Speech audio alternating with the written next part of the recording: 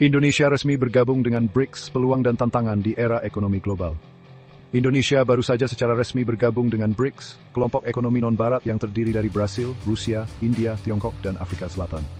Keputusan ini diambil menjelang pelantikan Presiden terpilih Donald Trump dan menimbulkan berbagai pertanyaan mengenai keuntungan dan tantangan yang akan dihadapi oleh Indonesia dalam konteks ekonomi global.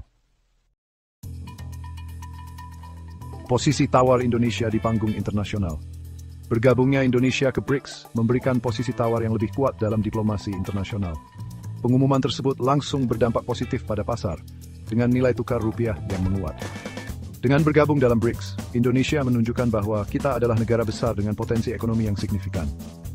BRICS, yang dikenal sebagai kelompok negara-negara dengan ekonomi yang sedang berkembang, memberikan citra positif bagi Indonesia sebagai tujuan investasi. Goldman Sachs, yang pertama kali mengelompokkan negara-negara BRICS, mencatat bahwa negara-negara ini memiliki pertumbuhan ekonomi yang tinggi, populasi besar, dan kontribusi ekonomi yang signifikan terhadap dunia. Dengan bergabung dalam kelompok ini, Indonesia tidak hanya meningkatkan citranya di mata dunia, akan tapi memperkuat posisinya juga sebagai negara yang memiliki daya tawar dalam diplomasi internasional. Mengurangi ketergantungan terhadap dolar Amerika.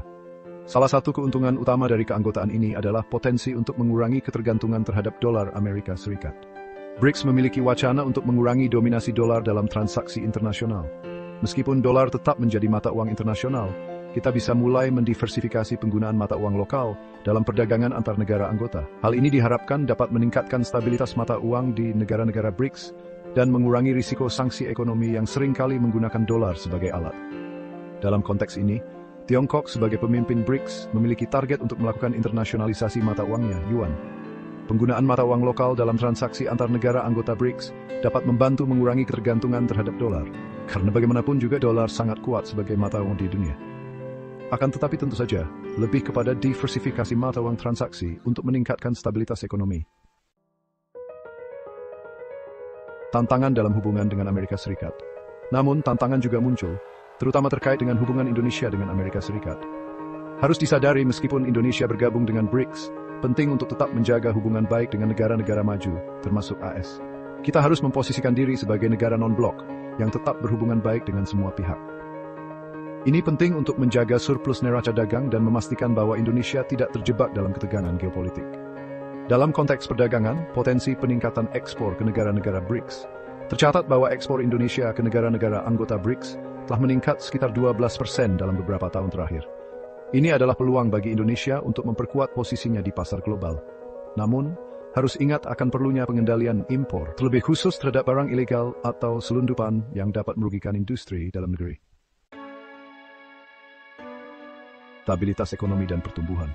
Secara keseluruhan, kita harus optimis bahwa bergabungnya Indonesia ke BRICS dapat meningkatkan pertumbuhan ekonomi. Merujuk pada riset yang menunjukkan bahwa keanggotaan ini dapat menaikkan pertumbuhan ekonomi Indonesia sebesar 0,28%. Dengan target pertumbuhan yang ditetapkan, kita berharap bisa mencapai angka yang lebih tinggi. Namun ada faktor-faktor downside yang dapat mempengaruhi proyeksi pertumbuhan, seperti ketidakpastian politik dan ekonomi global. Oleh karena itu, penting bagi Indonesia untuk tetap waspada dan mempersiapkan strategi yang tepat untuk menghadapi tantangan yang mungkin dulu. Diplomasi dan kerjasama internasional. Dalam konteks diplomasi, pemerintah harus menekankan pentingnya Indonesia untuk berperan sebagai jembatan antara negara-negara BRICS dan negara-negara maju.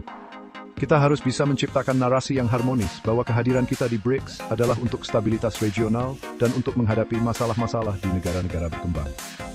Indonesia sebagai negara non-blok memiliki posisi yang unik untuk menjalin hubungan baik dengan semua pihak.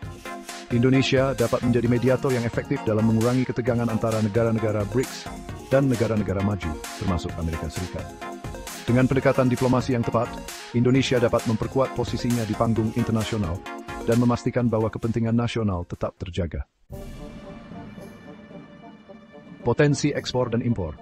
Ketergantungan pada impor, terutama dari Tiongkok, menjadi perhatian tersendiri. Juga pentingnya pengendalian impor ilegal dan meningkatkan kualitas produk dalam negeri agar dapat bersaing dengan produk impor.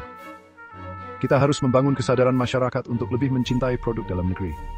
Dengan demikian, Indonesia jadi bisa mengurangi ketergantungan pada barang-barang impor yang tidak terjamin kualitasnya.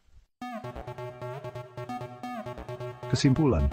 Dengan demikian, langkah Indonesia untuk bergabung dengan BRICS dapat dianggap sebagai keputusan yang strategis.